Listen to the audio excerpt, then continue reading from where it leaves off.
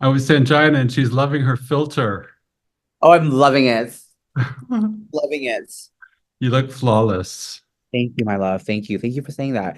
What did you say busted, but flawless? I'm No, you don't joking. look busted. You don't look busted at all. Thank Well, I'm you. ready if you are. I am ready.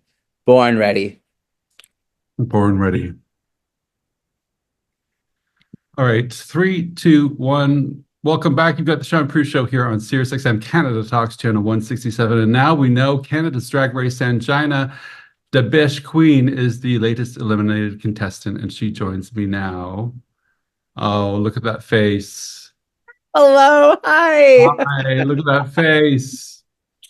Were you still sad to see yourself go last night?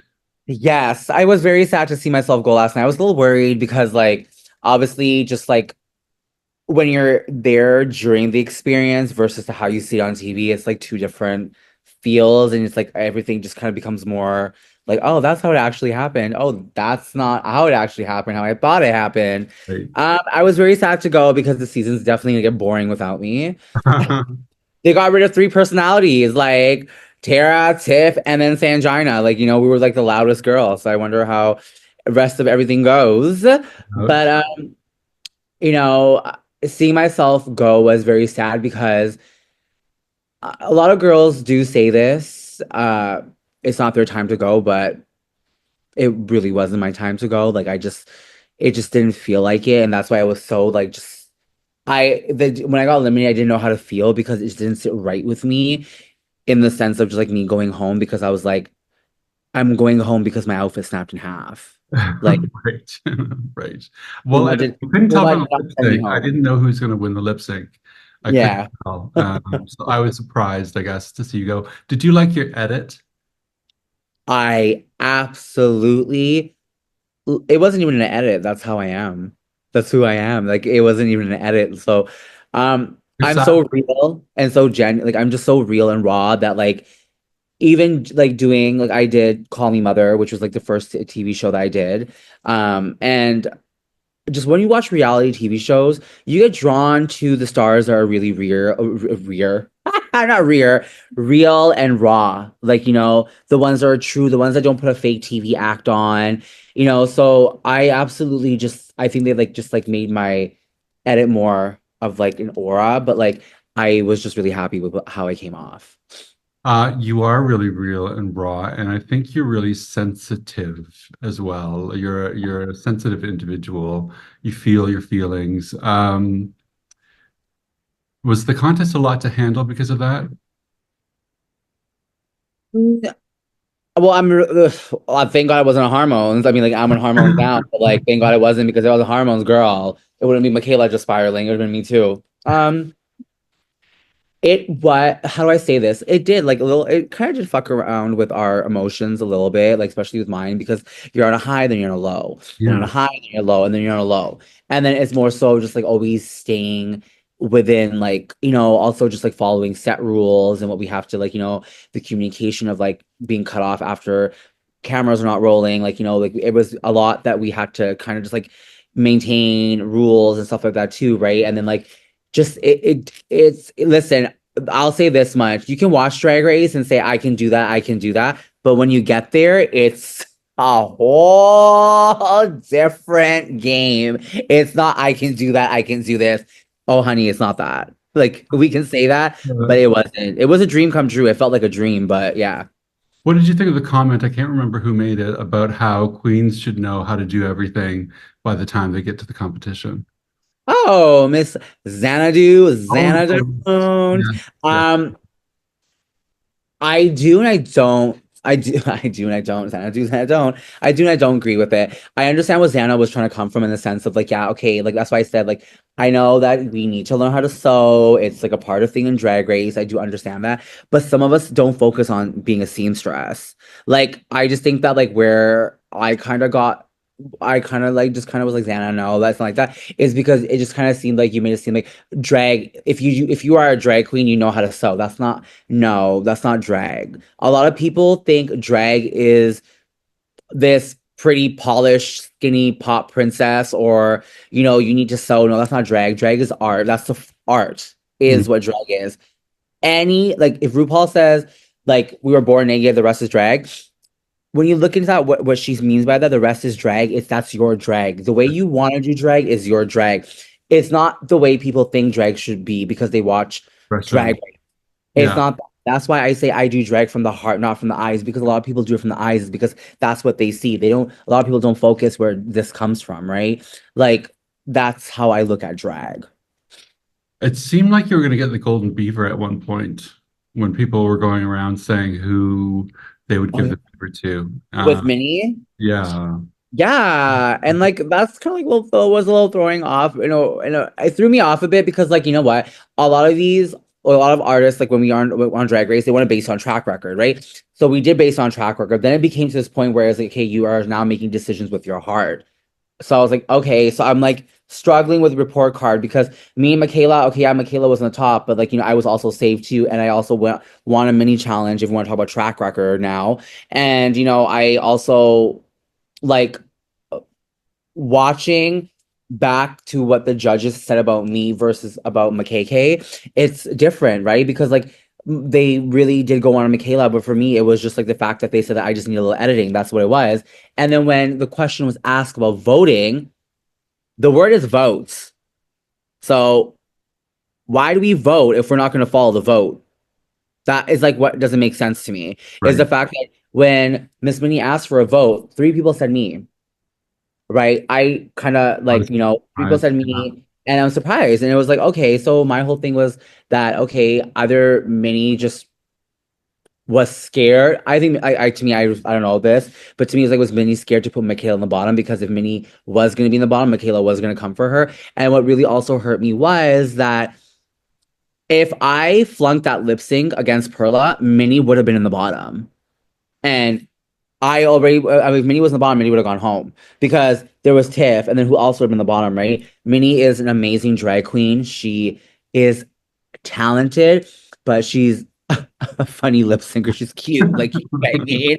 Like so, it's like Minnie. I kind of saved her ass, and so did Xana, and that's what will hurt me too because Xana acknowledged it. Yeah. Xana said save Sanjina because because I brought the point back. It's like Minnie, you were on my team last week. You, That's where I was a little hurt. yeah, I can imagine that. I can Yeah. understand that. You offered a pretty big share this past episode. You said that your mother and you were not in much of a relationship. Mhm. And a lot of past instances when parents, when drag queens come on and say their parents don't support them or don't even know if they're going to be on the show, Mhm. the parents then see them on Drag Race and get an appreciation of their child, and a new beginning has emerged. And I wonder, and I bet you a lot of other people are wondering, if your mother saw you and maybe changed her mind, or how things are between you two. Um, I don't know if she saw it. Maybe she did. Maybe she didn't. Because I don't know if my sister, I don't know if my sister, watches Drag Race with my mom. But I think, how do I say this? I personally don't think my mom's ever gonna accept me because my mom has an ego. Like she just like is that type of just like doesn't agree with my lifestyle, my choices, my decision, which is totally fine. And even if she does, that's her problem for not expressing it to me. Because I mean, she's a mother, right? Growing up, my mom used to dress me as a girl. Growing up, she always wanted a daughter, and when she finally got one, it was a problem, an issue. I have a lot of history with my mom in the sense of just like trauma was really real with her. And but I won't like obviously get into that, but there's a lot of history of what my mom did, and that's why I forgave her. And texting her, reaching out to her, it's so much that you know what, parents are parents and they are our parents, and we have to do a lot for our parents. I come from a Hindu family. I come from a melanin family. Our parents are our God, you know what I mean? But it comes to a point that, you know what, sometimes it is about the kids, sometimes it is about us, it's about our feelings, and with my mother it's just more so like I drag race was the last, not last, but it was more so of for me the last place to be like, you know what, I'm just gonna send her an apology here. And even I didn't even have to apologize, but I'm just forgiving her for everything that I had to go through, that for me just to let her know that I'm like over it. I'm not over it, I've forgiven her. Good for you. Will you broach this topic? You're doing a one-woman show, Becoming Sanjina, about your life turned into a Bollywood musical.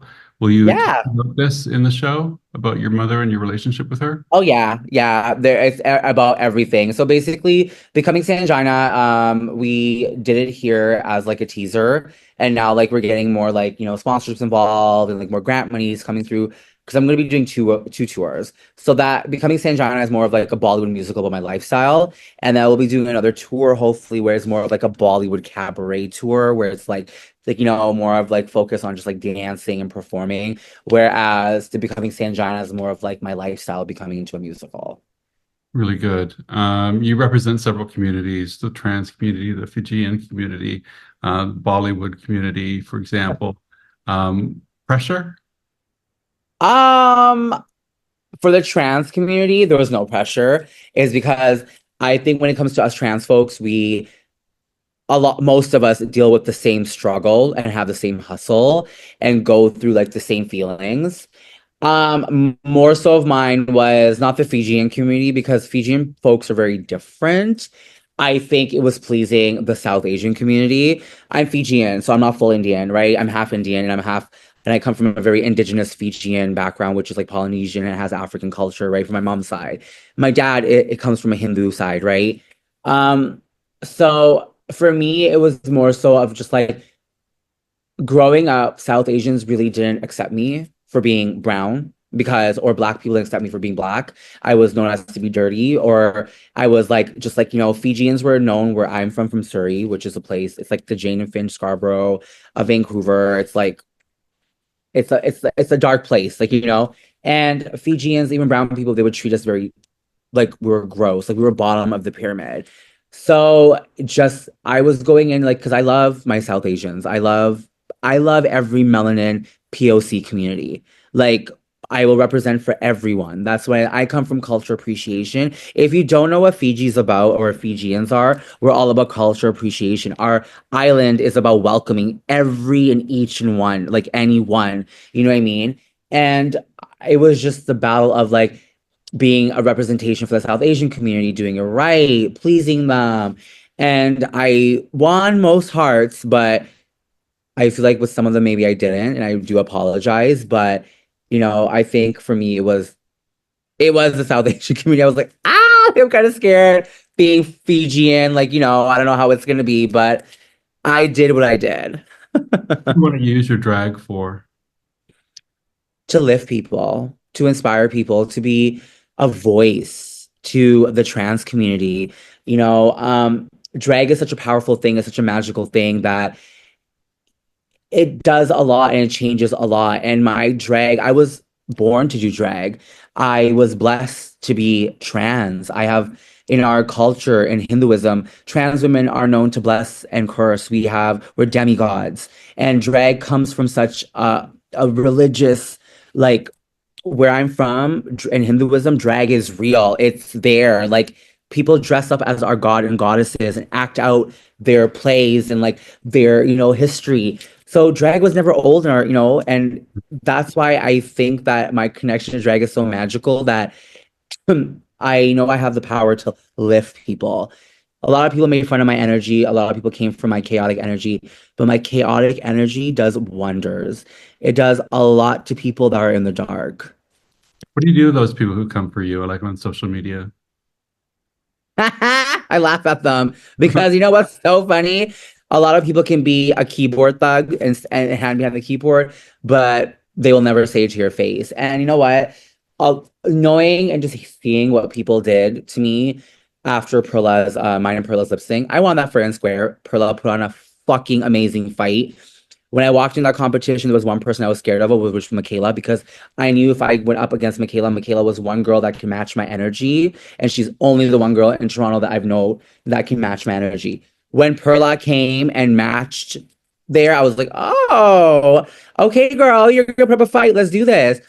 And it just, I never got my flowers for it. I really tried to feel like I did, and Perla fought for me. Her fans, and like just in general, they were brutal. Like they came for my energy, then they came for my body, then Mm. they came for my skin color. Then it became this whole thing about what my outfit was. And it's like, you know what? If those are the reasons that you're picking at and that's what you think drag is, stay sad, be mad. Seriously. If that's what you think drag is, because that's not what drag is.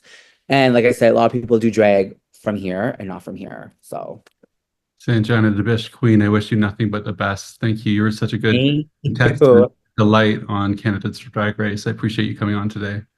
Thank you so much for having me and lots of blessings to you, my love. Thank you. Cheers.